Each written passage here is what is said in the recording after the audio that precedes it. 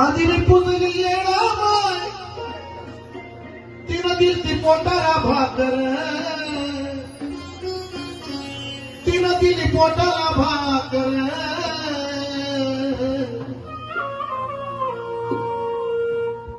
आधी पुजली येणार तिनं दिली पोटाला भाकर.